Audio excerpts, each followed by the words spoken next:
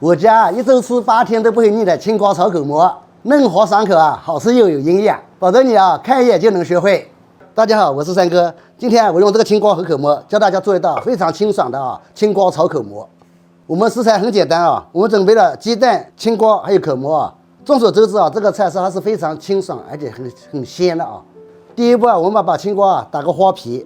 打个花皮什么意思呢？就是把青瓜皮削一部分，留一部分，打成花瓣，这样就可以了。像这样青瓜打成花皮啊，等它切出来它更有视觉感。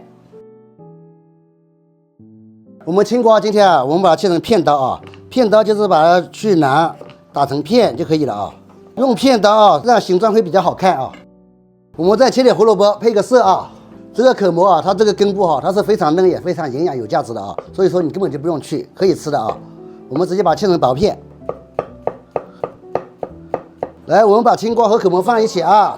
烧这道菜啊，你切好以后啊，就要马上开炒，炒的速度也要快，不然的话它很容易就会氧化掉啊。我们这个菜是个速度菜啊。来，放入一勺鸡精，放入一小勺盐，放点白糖，最后我们再放一点胡椒粉啊。我们调料很简单，就放个2、3样就可以了，主要是它的原汁原味和这个蘑菇的鲜味啊。接下来啊，我们开始锅热下油。第一步骤，我们先给它煎个鸡蛋。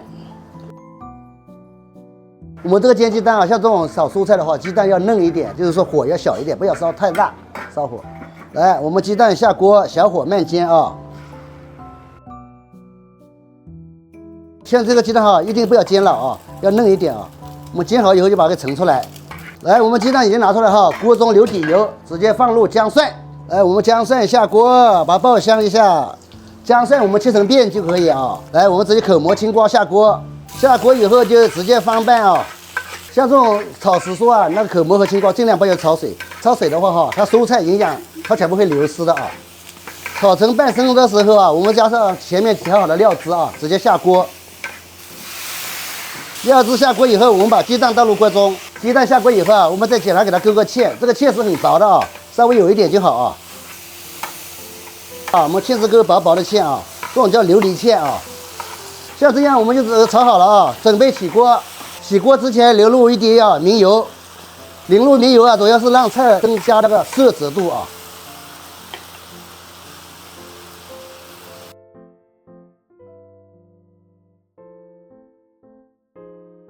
青瓜炒口蘑啊就已经做好了啊，我先来尝一下。哇，青瓜的酥脆，口蘑的鲜香。你们看一下这个颜色搭配哈，它有鸡蛋的黄色、蘑菇的白色、胡萝卜的红色，还有青瓜的绿色，它可以说鲜香翠绿啊，这个真是太美味了。而且做法非常简单啊，你们在家一定要试试啊。